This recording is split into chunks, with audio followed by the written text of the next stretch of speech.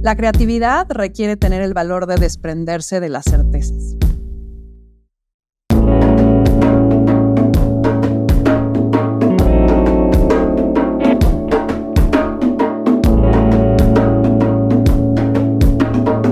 Esto es Más cabrona que bonita.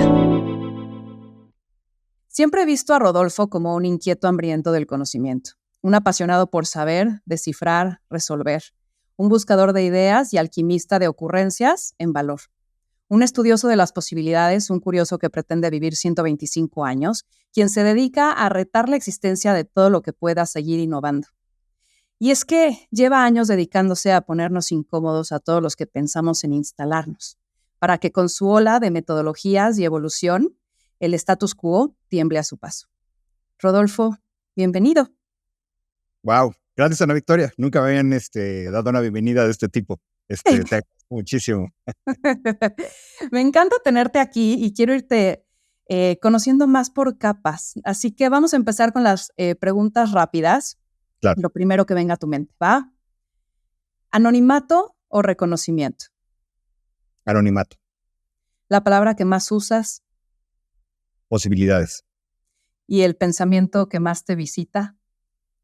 Futuro. ¿Qué es eso a lo que le urge innovar? Qué buena pregunta. A toda la generación de 50 para arriba. Qué buena respuesta. La peor mentira que te has contado. Que hay límites. Si pudieras vivir en una película, ¿cuál elegirías? Aquí es el típico, es que no veo películas. No, claro que veo películas, nada más que son muchísimas. Yo creo que... Ana Vic.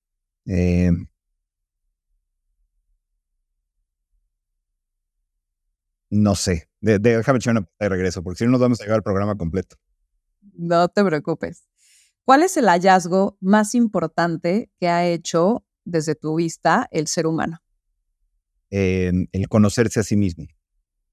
¿Sueles ir más al pasado o al futuro? Al futuro. ¿Cuál es el lado oscuro de Rodolfo? Estar demasiado tiempo dentro de mí. ¿Una frase que te guste? También no soy de frases. Brincamos a la que sigue. Siento que es muy cliché las frases, entonces no las uso mucho. ¿A qué sabe la risa? Dulce. ¿En qué crees?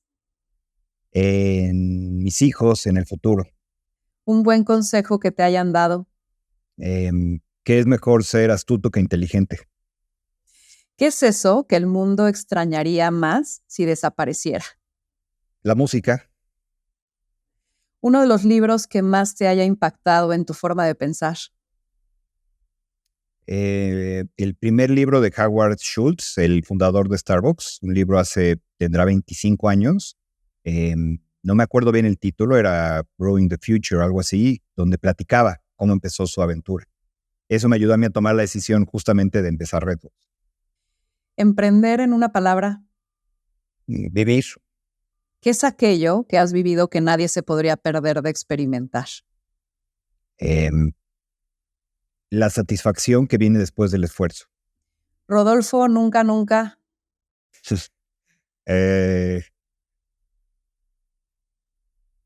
Sería deshonesto. ¿Qué es eso cotidiano que no te deja de sorprender? Pues, tecnología. ¿Cuál crees que sea la pregunta más difícil para responder por el ser humano? ¿Qué sigue? Ya acabamos. Puedes dejar de sudar, Rodolfo. Ok, está. Y ya no nos preparan ni nada, nada más así viene en frío. Pero ya entraste en calor, de eso se trata. Okay. Oye, Rodolfo, ¿quieres vivir un montón de años? Quiero entender cuál es tu motivador de querer vivir 125 años. ¿Qué quieres seguir experimentando por tanto tiempo y qué quizás desecharías en el camino? Cuéntame. Pues hay varios factores. Un factor es todo lo que hay de tecnología en cuanto a ciencias de la salud, etcétera, aparentemente va a explotar en los siguientes 10 años. Hay teorías que dicen, que la vejez puede tratarse como una enfermedad. Entonces, eso lo que nos va a dar van a ser pues spans de vida mucho más amplios. y eso nos va a permitir vivir muchas vidas. Entonces, antes teníamos una sola carrera o dos máximo. A los 60, pues ya eras un viejo, ya tenías que vestir, ya tenías que actuar, ya todo era un viejo y esperabas pues los últimos 10 años si tenías suerte. Entonces ahora estamos llegando a los 60 como llegamos a los 40 y la teoría es que podemos llegar a los 100 como se llega a los 60. Entonces lo que me emociona es poder vivir varias vidas con varias generaciones, ver a mis hijos grandes, si tengo suerte ver a mis nietos también, pero no es de ese sentido de película, ¿no? Tradicional, yo conviviendo en un sillón y ellos viendo la tele, sino haciendo cosas con ellos, ¿no? Viviendo, explorando, conociendo. Creo que esa es la parte súper emocionante, que podemos vivir muchas vidas. Y bien, ¿no? Creo que es una premisa que la gente también hoy no acaba de entender. Cuando hablamos de vivir mucho tiempo, no es llegar bien a los 70 y pico y después dar lástima, sino ser productivo. La experiencia que tenemos juega a nuestro favor. Nuestro cerebro se cristaliza, ¿no? Técnicamente lo que sucede es que nuestro cerebro probablemente no es tan rápido como de jóvenes, pero tiene mucha más información que puedes utilizar en formas de mucho más valor con el tiempo. Entonces, la longevidad va a ser una cancha bien divertida. Oye, ¿qué momentos de tu vida son los que recuerdas que han representado más tajantemente un antes y un después en ti? O sea, estos grandes momentos de metamorfosis.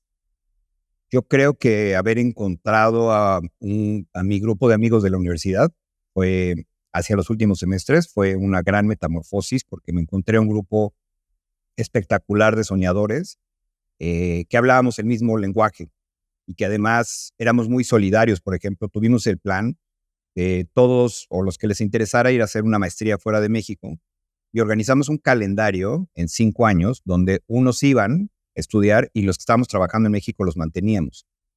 Y luego Oye, cambiaba la ecuación. Entonces, el haber conocido a ese grupo de gente fue importantísimo, ¿no?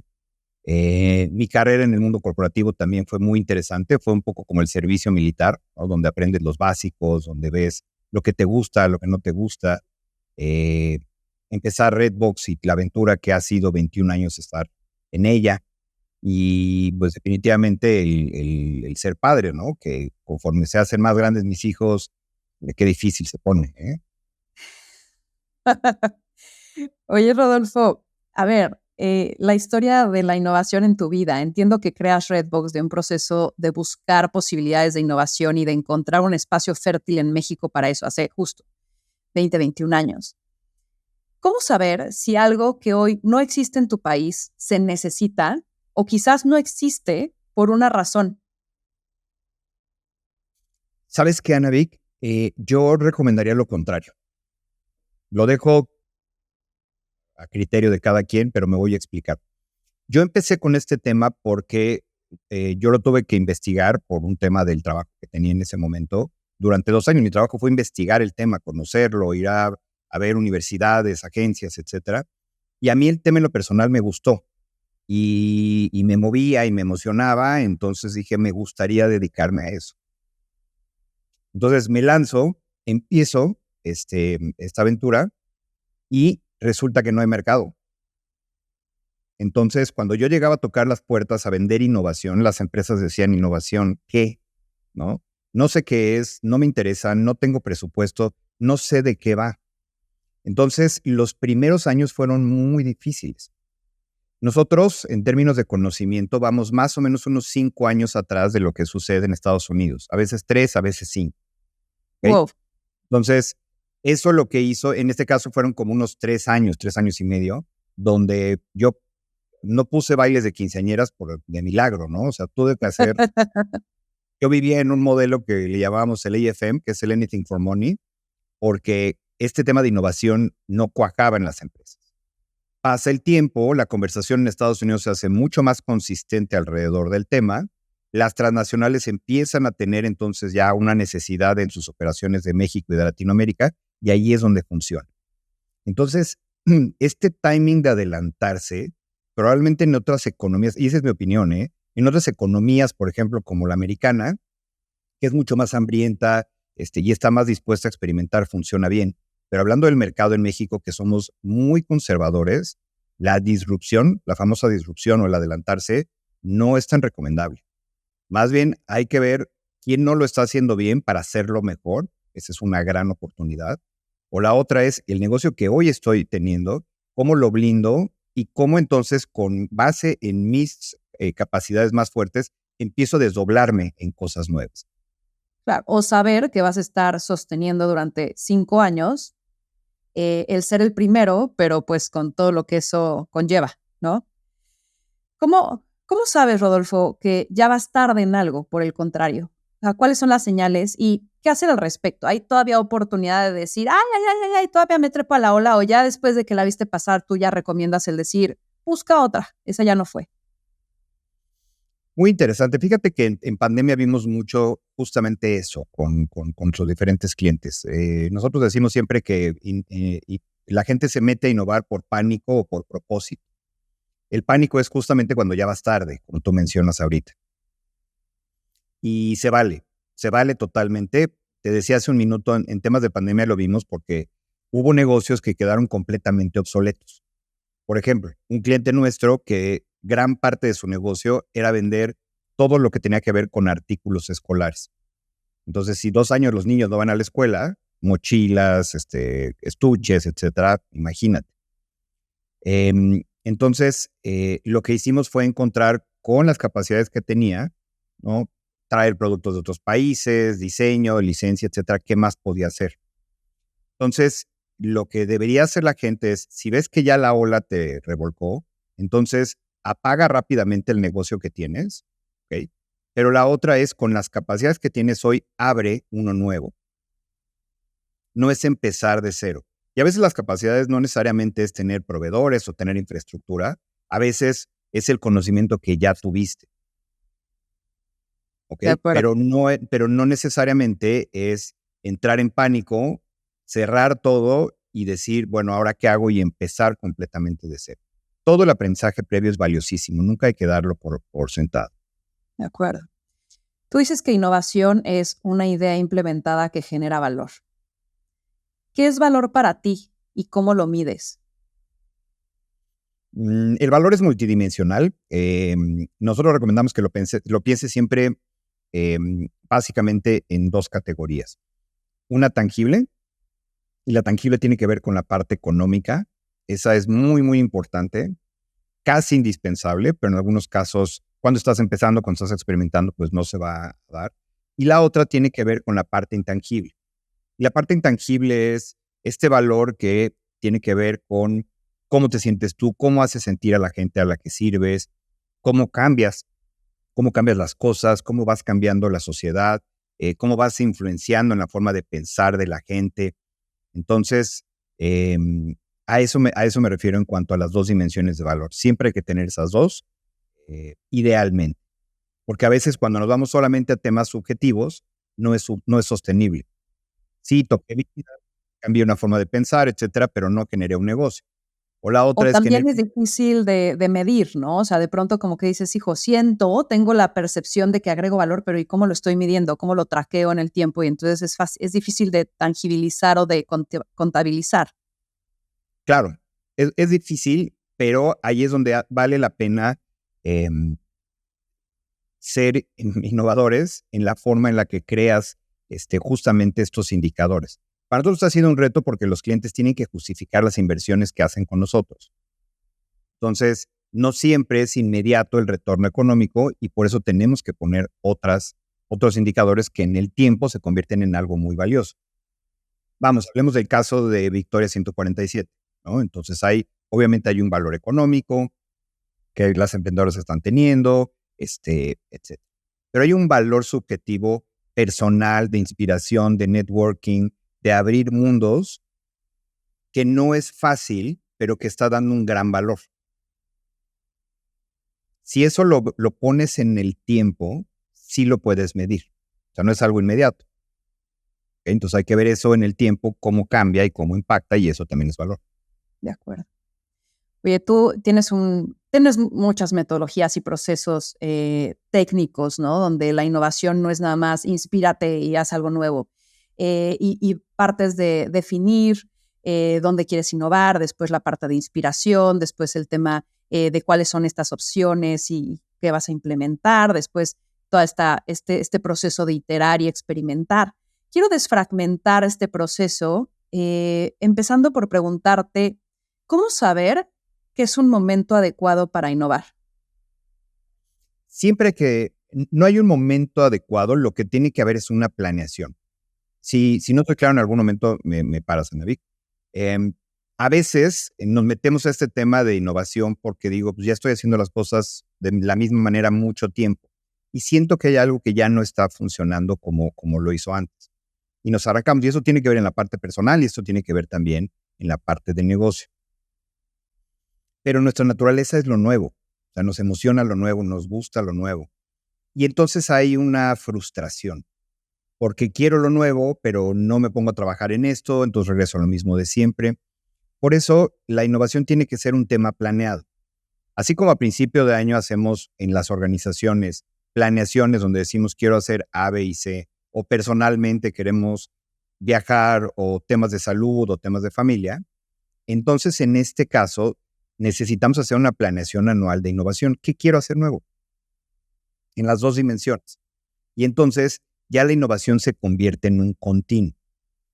Y se acaba esta frustración de a veces lo hago, a veces no lo hago, o lo hago y no me sale bien. Entonces, suena muy básico, ¿no? Pero no lo hacemos. De acuerdo. Ahora, ¿cómo saber diagnosticar correctamente lo que necesitamos? Oí que de pronto con algún cliente que tenía Sabritas, ¿no? Sonrix decía, queremos paletas nuevas, ¿no? Pero ¿qué tal si lo que necesitan no son paletas nuevas? O sea, de pronto creo que también los emprendedores o las empresas diagnosticamos incorrectamente lo que necesitamos. ¿Cómo ver correctamente el dónde tenemos que innovar, dónde está el problema, dónde está la solución? Ok, o sea, encontrar la oportunidad. ¿Cómo encontramos la oportunidad? Ajá, diagnosticar correctamente. Creo que de pronto de ahí partimos mal. Claro. Lo primero que tenemos que hacer es salir de nosotros mismos, porque a veces lo que a nosotros nos parece una gran idea, no necesariamente para el mercado tiene que ser. Y también, si se la platicamos a nuestros cercanos, nos van a decir, claro, está espectacular, ¿no? Entonces, esta cámara de distorsión hay que evitarla. La recomendación sería que se exploraran varias dimensiones. Entonces, una es entender bien a la gente a la que vas a servir. Entonces, si yo voy a ofrecer una bebida, pues entender bien a quién va dirigida esta bebida y entender un poco su mundo, no necesariamente solamente cómo va a consumir mi bebida, sino su mundo. Esto es algo bien importante que si estamos poniendo una oferta allá afuera, hay que entender a nuestro consumidor como persona primero y después, dentro de su contexto personal, mi producto qué lugar ocupa. Porque si yo vendo galletas, entonces es irreal pensar que en sus prioridades de vida, la número uno es una galleta. ¿Ok? Entonces necesito entender primero qué lugar juego en su vida. Por eso hay que echarse un pasito para atrás y entender su contexto completo. La otra es que hay que entender a la competencia. ¿Contra quién estoy jugando? La otra hay que entender a quién ha hecho esto bien. Si estoy vendiendo unas galletas, por ejemplo, que representan un apapacho, pues ¿qué otras cosas compra este consumidor para apapacharse? No solamente galletas. Y finalmente ya meto temas de tecnología. Entonces, ¿qué pasa? Pues ahora con todos estos temas de inteligencia artificial, donde puedo obtener información más rápido. ¿Qué pasa con los temas de salud? Estamos cambiando la forma en la que comemos, etcétera.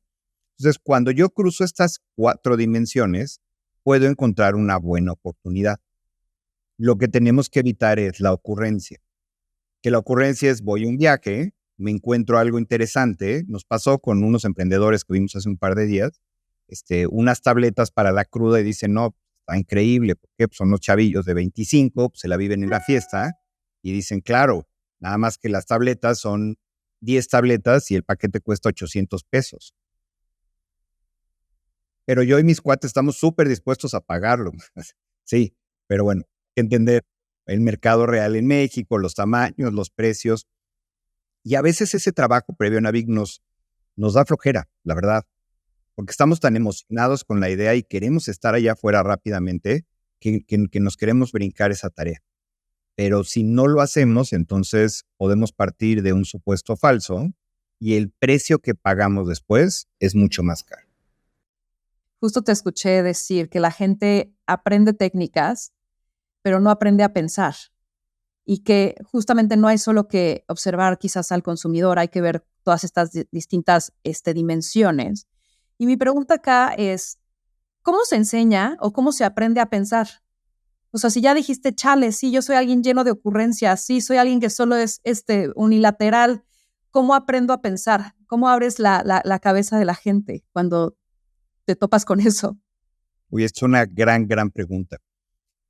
Cuando la gente quiere entrar a estos temas de creatividad e innovación, recurren obviamente a tomar cursos y entonces se vuelven especialistas en el sabor de moda del mes, ¿no? Entonces, Growth, Design Thinking, Agile, etcétera, y entonces dominan la herramienta. Pero, y eso lo vemos mucho en equipos jóvenes de innovación en organizaciones, el gran problema es que no saben pensar desde el punto de vista de la oportunidad, por ejemplo. Entonces, ¿cómo encuentro la oportunidad para poder utilizar esta herramienta? Entonces, una forma de cubrir esta dimensión de pensamiento tiene que ver específicamente con entender en dónde está primero la oportunidad. Y después también, esta parte de pensar es entender que la metodología es un apoyo. Tu experiencia, tu intuición, la información que vas viendo es la que te tiene que ayudar a guiarte, porque si te sales del carril no pasa nada. Claro. Estas metodologías son solamente una muleta, son solamente un apoyo. Entonces, cuando piensas previo y a lo largo de, sabes que eso es solamente un recurso, pero que lo que tú piensas tiene mucho más valor, entonces el proceso puede ser más exitoso. De acuerdo. Oye, Rodolfo, y en esto de la importancia de crear el futuro, que también es algo que tú crees, en un mundo tan sorpresivo, tan rápido, tan cambiante, ¿cómo observar y qué observar para crear y ser parte del futuro? Esto hay que acotarlo a nuestras áreas de interés, porque si no puede ser infinito. Entonces, para crear el futuro, lo que yo tengo que estar muy consciente es de qué es lo nuevo que hay, primero en tecnología, que es lo más evidente. La otra es en cuanto a comportamiento de la gente alrededor de esa cancha. Y la otra es conectarte con gente que esté involucrada en ese tema, que también le guste ese tema. Te pongo un ejemplo. Hablábamos de los 125 años, ¿no? Entonces yo estoy muy pendiente de todo lo que hay nuevo. Entonces resulta que lo nuevo que hay son estudios que te haces ahora súper profundos, más allá del clásico check-up, que entonces te da mucha información a manera preventiva.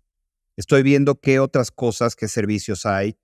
Ahora encontramos uno, por ejemplo, muy interesante que se llama Biome, que te analiza el bioma y entonces te hace una dieta, pero no es una dieta para que estés fit, sino que es una dieta para que todo por dentro de tuyo funcione, ¿no? Y la otra es que platico con mucha gente que le interesa este tema, incluido, por ejemplo, geriatras.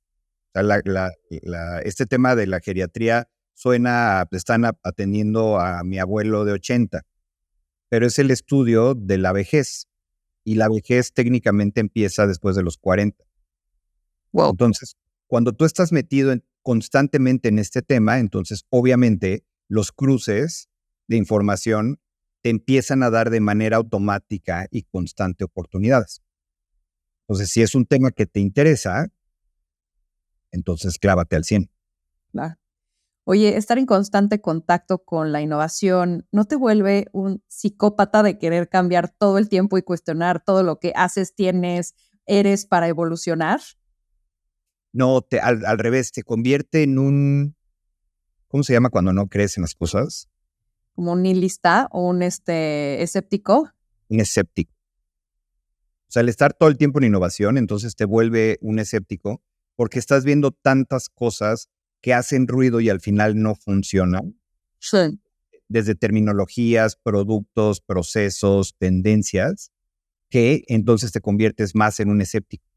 Entonces cuestionas más, te vuelves mucho más ácido y esto pues es positivo también porque entonces no necesariamente te vuelves en un negativo, pero sí en un cuestionador.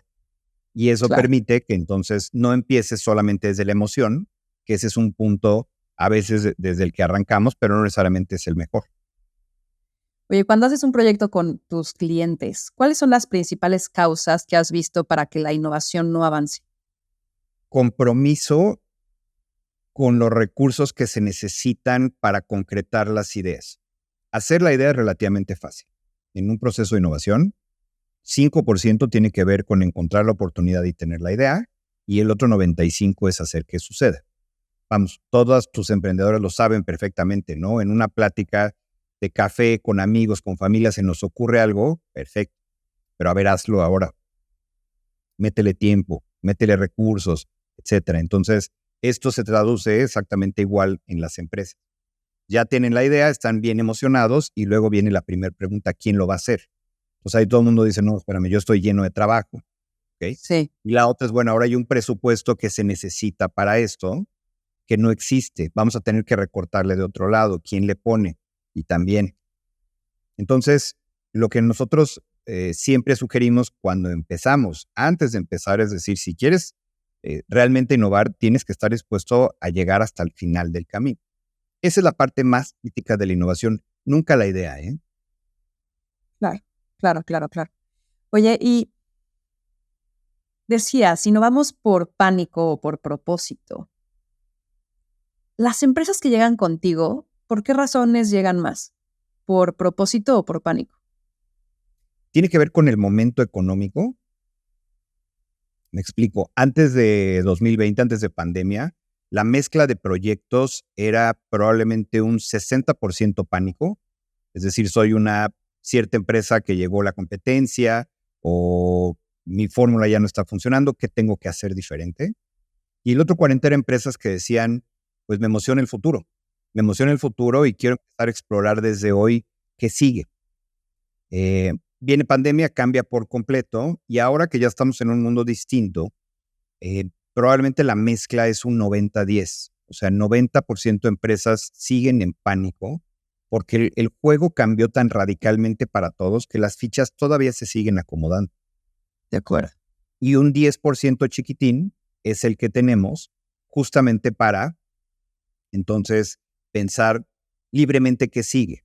Y ese por propósito es el más emocionante, pero también es el más complicado porque las variables no son claras. Cuando vienes del pánico, sabes cuáles son tus variables, sabes quién es tu competencia, tu producto, sabes en qué cancha estás jugando. Aquí estás jugando un juego completamente nuevo, entonces requiere también pues mucho más resistencia, ¿no? A la incertidumbre. De acuerdo. Y en esta parte de medición que decías al inicio y proyectándome totalmente en esta pregunta, o sea, de pronto hay cosas que es difícil medir el retorno de inversión y por ende justificar, ¿no? Ante tus consejeros o lo que sea, el decir vamos a apostarle a esto y por cuánto tiempo, ¿no? O sea, ¿cuándo hacer un indicador en donde yo diga ya abordemos o abandonemos porque ya no se cumplió? ¿Cómo, por ejemplo, si tienes seguramente algún cliente, algún ejemplo que tengas en tu mente de un proyecto en el cual el retorno de inversión era difícil de medir o de plantear, y cómo es este proceso de poderlo plantear, tangibilizar, justificar y hasta cuándo seguir empujando y cuándo decir, pues ya no funcionó. Claro. A ver, te voy a contestar con la experiencia de Redbox. O sea, Venga, yo como empresa. A veces cuando tenemos discusiones internas de qué vendemos, eh, lo que decimos es que lo que vendemos es esperanza, sí, ¿no? Entonces, de repente llegan clientes que están en el business as usual, ya no saben para dónde, están enfrascados en lo mismo y nos conocen y ven el trabajo que hemos hecho para otras compañías, etcétera, entonces se emocionan. Entonces dicen, hay esperanza, lo piensan, no lo dicen, ¿no? Obviamente hay esperanza de hacer algo diferente en el futuro. Entonces, partiendo de esa conversación, y es algo que deberías tener con tu equipo, ve cuál es ese intangible, ¿ok? Entonces, lo que empezamos a medir nosotros es, bien, cuando acaba entonces el proyecto, ¿qué tan transformado queda el cliente? O sea, a nivel emocional y a nivel compromiso con su proyecto. O sea, ¿qué tanto esa esperanza se convirtió en una gasolina que lo va a ayudar a continuar para llegar al final? Y eso es entonces lo que también nos ayuda hoy a decidir si abrimos áreas de producto nuevas o no internamente, si contratamos gente con cierto perfil, si modificamos el proceso que tenemos. Entonces, si al final el cliente acaba con esta sensación, ¿okay? O la concreta más bien, entonces esa es la parte subjetiva. Entonces, piensen una palabra. De acuerdo. Oye, ¿caducan más rápido las ideas ahora? No, el problema es la ejecución. Acuérdense que la idea está más o menos fácil, ¿no? Entonces yo tengo la idea, la pongo allá afuera, es más mi velocidad de ponerlo en el mercado, lo que me estoy imaginando. ¿Y qué haces cuando te encuentras resistencia en los equipos, no? Porque de pronto quizás el emprendedor o quizás el líder de cierta área está motivadísimo, te la compra, le encanta, y a la hora de llevarlo al equipo, empieza la resistencia. No, es que siempre lo hemos hecho así, o es que esto funciona mejor, no, es que eso no jala. ¿Cómo rompes también estas resistencias que de pronto los mismos equipos tienen? Es que lo hacemos con el equipo. Ese es un punto que aprendimos desde el principio. Para evitar esa resistencia, entonces, involucramos a todos los que van a hacer que las ideas pasen. De esta forma, entonces, son creadores, entonces, de la solución desde un inicio, y entonces se acaba esa discusión. Y si te sientas en la mesa con ese equipo y piedra en el zapato, pero piedra en el zapato, o sea, tú en la parte de ideación, ¿cómo bajas barreras de la resistencia? O ya de plano, es decir, este cuate no puede estar en este proyecto, o sea, es un Grinch total. Claro, no, hay dos formas de bajar esa resistencia. Lo primero tiene que ver con algo que mencionamos en nuestro proceso, que es inspirar. Entonces, es mostrarle referencias de alguien que hizo algo similar, de tendencias, de otras innovaciones. Entonces, eso lo que hace es que automáticamente desbloquea sus cerebros. Esta gente que dice, no se puede, ya hicimos todo, no va a jalar, ve cómo ya se hizo en otros lugares. Esto es un efecto psicológico. No me acuerdo ahorita el nombre, pero hay un efecto psicológico que está clasificado, que es eso que nos permite entonces darnos permiso de hacer cosas nuevas cuando lo vemos en alguien más. Esa es la primera parte. Y la otra es que cuando estamos en el espacio de conversación creativa, lo que les pedimos es que no filtren ideas en ese momento. Esto lo que significa es que se vale absolutamente todo, que no se preocupen por consecuencias. Y esto no es una cuestión simple. Esto tiene que ver con nuestra química cerebral. Nuestro cerebro, cuando tú le pides una idea, irónicamente lo que hace es que se bloquea, porque se siente amenazado. Entonces, nuestro cerebro, en lugar de pensar, se va, o sea, que es la corteza prefrontal, se va al sistema límbico, que es nuestro sistema de respuesta ante el pánico o ante la amenaza, y deja de pensar. Entonces, este comando tan sencillo que nos damos, lo que logra es entonces que el cerebro cambie su química. Porque entonces el cerebro inconscientemente está pensando, no hay consecuencias, en serio. Tarda lo tenemos medido, 2 minutos en tomar esto, cambia la química y entonces ya está. Primero los sintonizas, después les das estos ejemplos que te permite ver que hay otras dimensiones y más gente que lo ha hecho, y eso es lo que permite que entonces la gente genere cosas que los emocionen, que estén convencidos, y la implementación entonces se convierte en algo pues, relativamente más fácil. De acuerdo. Ahora, de pronto en Victoria tenemos la sensación de que vamos en un coche andando y tenemos que cambiar la llanta, ¿no? Al mismo tiempo. Y no es como de, ay, frénate, dale 2 meses, ¿no? Y ¿cómo integras que la innovación sea constante, como tú dices, en un proceso, pero hay veces que sí tienes que poner freno de mano, detenerte y dejar de operar eso? O sea, ¿cómo administras las pelotas en el aire que has visto, sobre todo para las empresas lideradas por emprendedores que muchas veces estamos medio llenos de ocurrencias o de un ritmo distinto, ¿no? Y que queremos como que todo hacerlo al mismo tiempo. Claro. Voy a retomar un punto que mencionamos hace algunos minutos, que tiene que ver con la planeación. Entonces, a principio de año yo tengo que generar, o a final de año, no sé, en algún momento, a la mitad, en el momento que quieran, pero planteado dentro de un ciclo anual.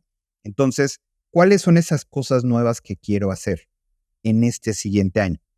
O por lo menos arrancar para que cuajen en 2 o 3 años. y lo Y meto tiene que haber entonces. una proporción, o sea, de decir, de todas las que vas a hacer, no trates de innovar en más del 10%, o para que no sea esto un caos. ¿Hay alguna proporción que tú recomiendas? Sí, depende cuánta gente tengas, y cuánto le puedas invertir. O sea, mi recomendación es empezar con un máximo de 2 al año, De acuerdo. porque también nuestro cerebro es muy bobo en el sentido de que se le antoja todo. Claro. Entonces, tenemos una sesión de ideas con nuestros equipos y salen 20 ideas y en ese momento creemos que podemos hacerlas todas.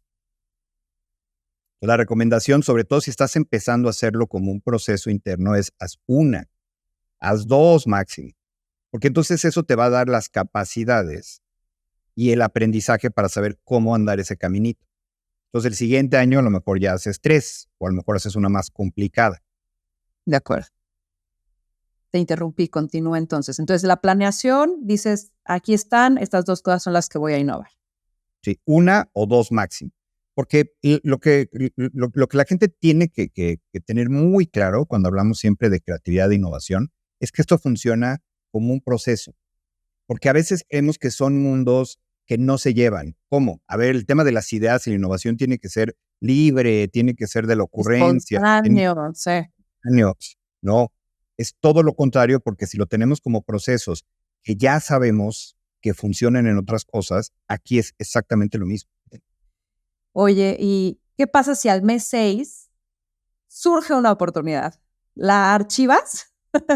O sea, como que, digo yo creo que aquí ya me estoy terapeando yo. O sea, ¿cómo este Wi-Fi abierto que tienes de detectar oportunidades lo mantienes, pero no metes caos en tu empresa porque justamente pues, estás llevando un proceso y una planeación? Entonces, ¿dónde se quedan estas ideas? ¿Dónde no pierden el tiempo para una posible oportunidad, pero así no evitas, o sea, así evitas el caos, ¿sabes? A ver, y lo ideal es que lo metas a la cola. Ok, O sea, tú traes una fila de proyectos, entonces se forma hasta el final. Hasta que no acabas esto, no empiezas esto.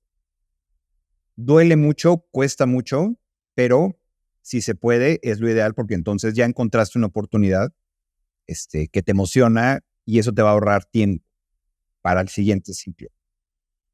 La otra es que si es una gran, gran oportunidad, pues entonces pausas lo que tienes y empiezas esto, pero no haces en paralelo. No es un y, es un o. de acuerdo. Oye, ¿hay algún proyecto que hayas dicho, híjole, este es un super win? Y a la hora de que tu cliente lo ejecutó, siguió el plan, nada más no jaló. Y que hayas dicho, no entiendo ni por qué. O sea, porque tenía todo para hacer un super win.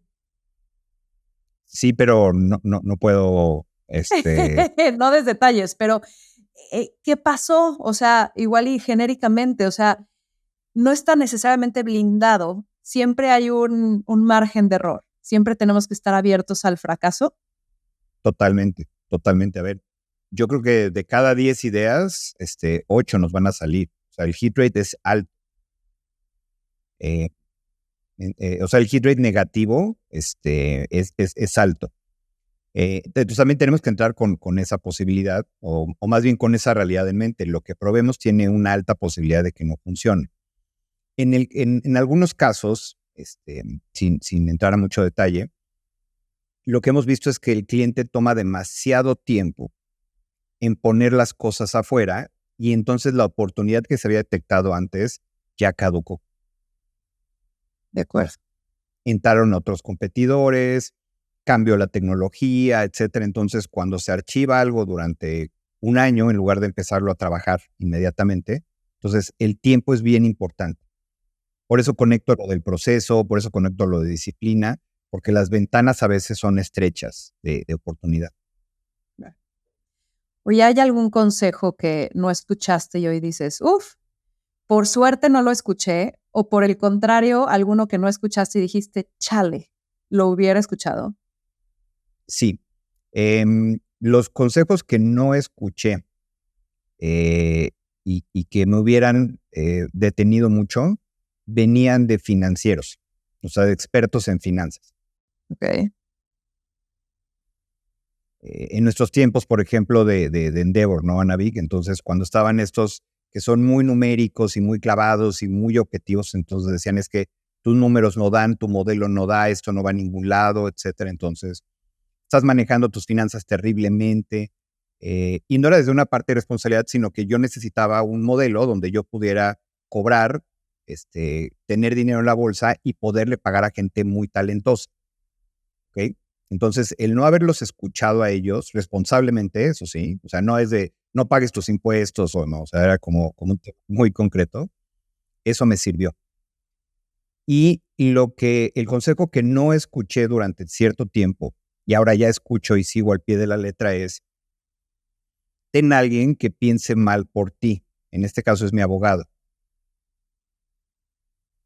¿Ok? Porque entonces, vamos, en una negociación con un cliente o en una contratación, en un despido de alguien, uno pues, es buena onda y entonces, no, hombre, el otro se va a portar buena onda como yo, no va a haber problema, vas a ver, y sí hay problema. Entonces, cuando hay decisiones que tienen implicaciones legales o vamos a veces hasta morales, que crees que la gente va a actuar de buena fe como tú, ten a alguien que piense mal por ti y escúchalo. Porque yo pasé por las 3 etapas, o sea, primero no los quería escuchar, después los escuchaba y no les hacía caso, y ahora ya les escucho, les hago caso y los obedezco. Claro. Oye, ¿de cuántas ideas que a ti, Rodolfo, se te ocurren y pones, digamos, en procesos de innovación, cuántas implementas para ti y tu empresa al año? O sea, ¿cuánto innovo, digamos, en Redbox Sí, al año? 2. 2. ¿Cuál es un proyecto que traes ahí en el tintero y que dices, nada más no lo puedo sacar, nada más no lo puedo sacar, que te emociona y que dices, chale, todavía no es el momento? Tenemos un proyecto que lanzamos el año pasado que le llamamos justamente la Caja Roja y lo que pretendía era ser un gremio de innovadores en México. Así como hay asociaciones especializadas en actuaría, en finanzas, etcétera. Entonces, es un proceso que pretende traer a gente, no importa el perfil, no importa la edad, no importa el tamaño de empresa, no importa la responsabilidad, pero que tiene este chip de querer cambiar las cosas y que las cambia. Sí. Entonces, hicimos un primer esfuerzo el año pasado, funcionó más o menos, vamos por una segunda versión este año y eso es lo que no acaba todavía de funcionar porque el fondo hace sentido, la forma es la que no hemos logrado encontrar. Y el aprendizaje que hemos tenido y vamos, nosotros mismos no estamos siguiendo nuestra receta, es que cuando lo hemos hecho, no tocamos base con los posibles invitados antes, sino que partimos de lo que nosotros nos gustaría que fuera. Entonces, esa teoría que hemos, o ese evangelio que hemos tratado de regar en 21 años, no lo seguimos nosotros. Entonces, oye, ¿qué lentes tenemos que ponernos hoy? ¿Qué deberíamos estar observando? ¿Qué oportunidades crees que están ahorita allá afuera y que están buscando a alguien que los implemente? ¿Qué ver hoy? O sea, ¿qué áreas de oportunidad hay, digamos, que no están Sí, exploradas ¿qué en México? tendencias? ¿Qué estás viendo interesante? ¿Qué está burbujeante? Y tendríamos que estar observando porque se va a convertir en oportunidades. Em, a ver, veo dos muy importantes. Una es eh, toda la parte, digamos, de humanización de experiencias y de servicios. Me voy a explicar un poquito más. Viene ahorita un tsunami de tecnología con temas de inteligencia artificial, ¿no? Es un tema, hay muchísima ignorancia, se están tomando malas decisiones alrededor de eso. Hemos escuchado clientes que dicen, ya este año voy a correr al 20% de mi plantilla porque voy a empezar a meter herramientas, etcétera. Em, entonces, lo que nos hace falta a los emprendedores y a los líderes es ver cómo cuidar mucho más la parte humana de la gente. ¿Okay? Y esto puede tener muchas dimensiones. Pero en la medida en la que cuidamos eso, la expresión también de nuestra gente hacia nuestros clientes y hacia nuestros consumidores cambia. Entonces, sí, la tecnología, si la entendemos bien, lo que se convierte es en un copiloto, no en el piloto, ¿no? O sea, no estar reemplazando. Entonces, ¿cómo utilizo todo esto para dar un servicio más humano? ¿Cómo soy más humano yo con mis equipos? Entonces, el no perder no solamente el discurso de la tecnología, sino cuidar esta parte humana de cuidado, de cercanía. Creo que esa es una parte importantísima y que además da para mucho en negocios, ¿no? Esa es una oportunidad. Y la otra, regreso a lo que mencionábamos de los 125 años, pues va a haber un mercadazo, pero un mercadazo para toda la gente que tiene más de 50 hoy en adelante. Porque no hay nada. Todo el mundo se ha volcado hace algunos años en los millennials. Todo fue a los millennials, ¿no? Y ahora todo es a los Zetas, y ahora todo es a los que sigue. Y entonces, démonos cuenta cómo va cambiando la vida. A ver, la infancia dura 10 años. Después somos adolescentes otros 10, somos jóvenes otros 10, medio adultos jóvenes otros 10, llegamos a los 40 y después de los 40 en adelante ya no hay clasificaciones, no hay productos, no hay servicios, no hay nada para un grupo que cada vez va a ser más grande porque la pirámide poblacional se está invirtiendo y no hay nada para esos grupos de edad. Pero eso no es flashy, eso no es divertido, eso lo ves en TikTok, ¿no? Entonces, ahí está una oportunidad bien grandota en el área que sea, en salud, en entretenimiento, en cuidado, o sea, porque no lo veamos solamente cuando hablamos en esos rangos de edad de temas de salud o temas depresivos, etcétera, no, es viajes para gente de esa edad que ya tiene mucho más lana para hacer cosas diferentes, para que puedan armar planes sociales. No sé, hay muchísimas dimensiones que están sin explorar, completamente vírgenes. Me encanta. Y me encanta esto que dices de lo de la tecnología, porque a veces tenemos la falsa creencia de que nos vamos a volver más solo tecnológicos, pero quizás este extremo, este péndulo, nos orille a, por otro lado, desarrollar más lo humanista. Y ese creo que es un enfoque muy, muy interesante de verlo. Ahora, de la inteligencia artificial que mencionas, ¿cómo sí usarla? ¿Cómo sí es productiva? ¿Cómo a partir de ser humanos hacemos un uso correcto? Tú, por ejemplo, Rodolfo, ¿cómo lo estás integrando a tu vida? ¿Cómo lo estás integrando a Redbox? Tenemos que entender primero la tecnología, que la tecnología existe en 3 diferentes momentos. La tecnología primero nace como teoría, después se convierte en una aplicación a nivel industria y después se convierte en consumo. Un par de ejemplos. O sea, las computadoras en los 40 era un tema de teoría. Y había unos maquinones, etcétera, pero era simplemente teoría. En los 60, 70, entonces las grandes compañías empiezan a tener computadoras. Y a partir de los 80 ya se convierte en un mainstream y ahora todos tenemos unas supercomputadoras aquí en los teléfonos, ¿no? Hablando, por ejemplo, de temas de ADN, ¿no? El proyecto del ADN que empezó Bill Clinton entonces hace 30 años, billones de dólares en investigación.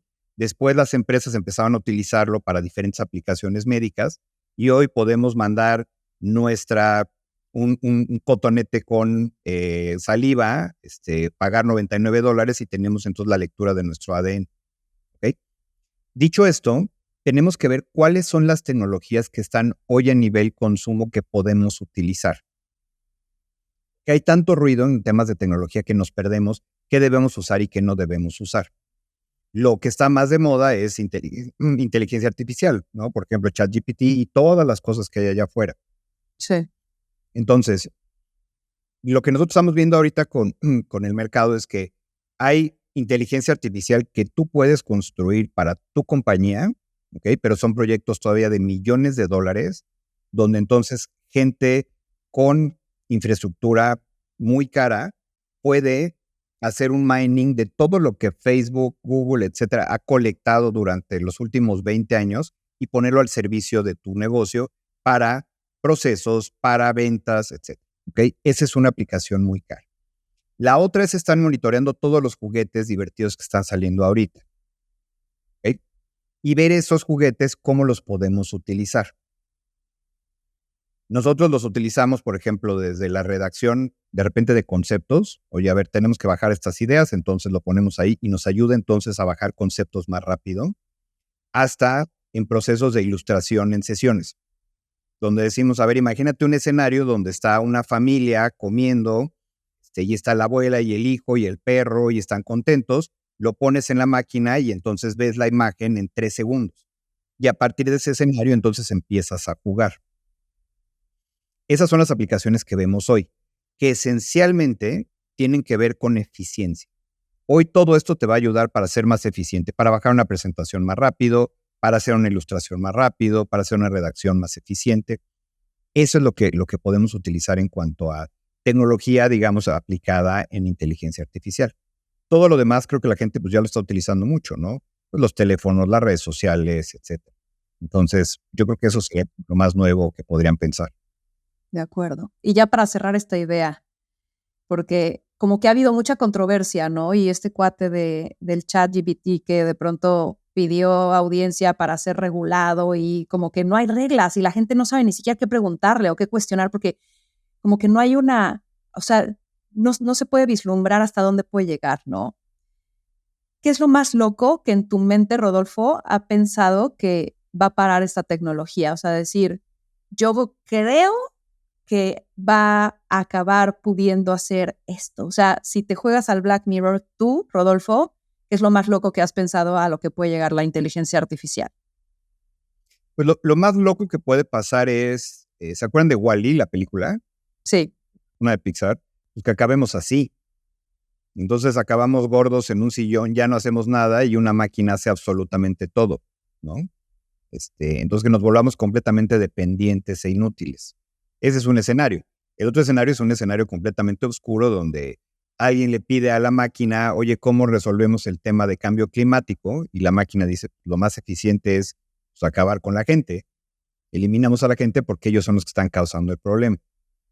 Entonces, son extremos, pero creo que hay una conciencia hoy y una conversación bien interesante. Leí el otro día un artículo donde dicen que todas las interacciones que hagamos nosotros con inteligencia artificial, que todo eso se está guardando y lo está haciendo más inteligente, lo hagamos como si lo hiciéramos con nuestros hijos. Lo hagamos con cariño, que lo hagamos con cuidado, que lo hagamos con respeto, porque eventualmente esa tecnología va a ganar conciencia. Y si le educamos bien como los hijos, entonces va a tomar decisiones interesantes, ¿no? Entonces, hasta allá podemos llegar, pero no nos asustemos.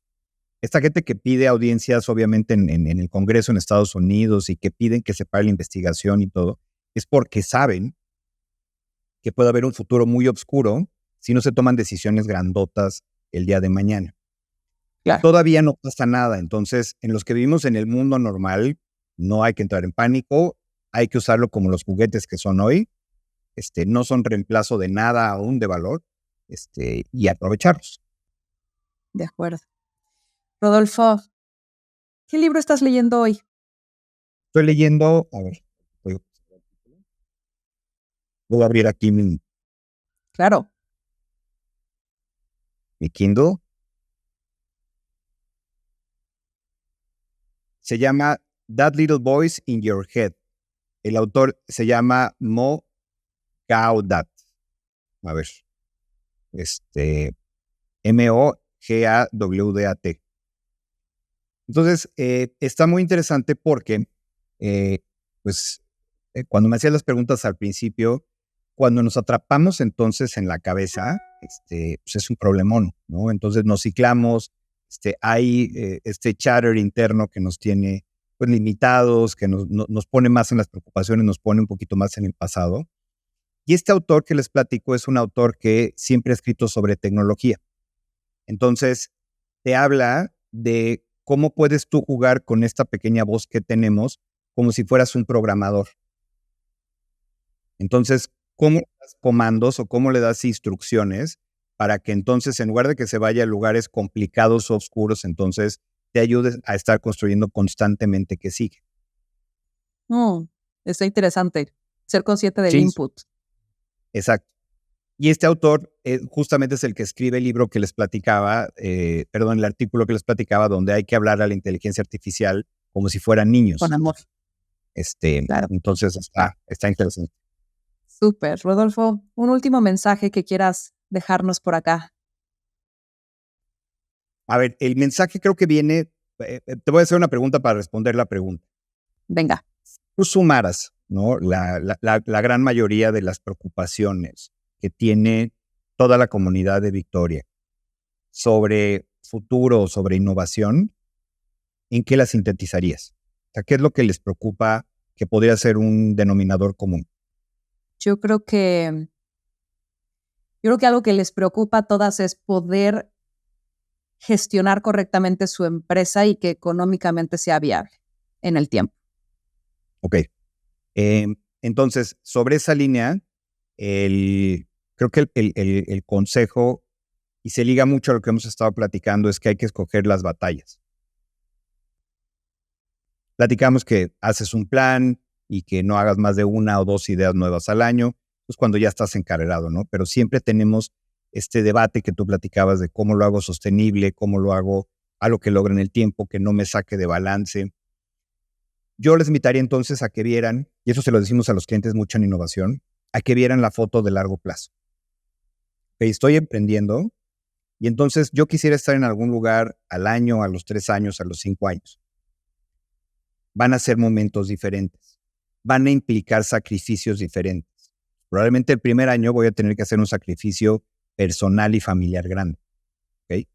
Y después el siguiente año ya, entonces al año 3 o al año 5, entonces voy a poder hacer pues un rebalanceo de prioridades y entonces dedicar más a lo que dejé de lado para recuperar.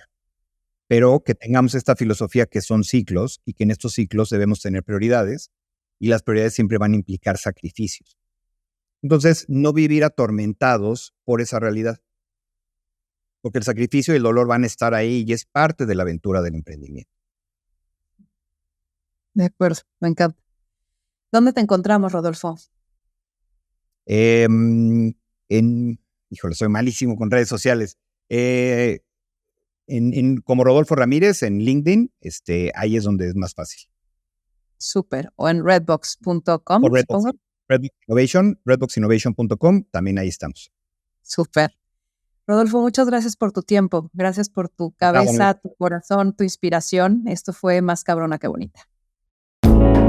Si estás disfrutando de este episodio, dale like a este video y suscríbete al canal de YouTube para que no te pierdas los nuevos episodios.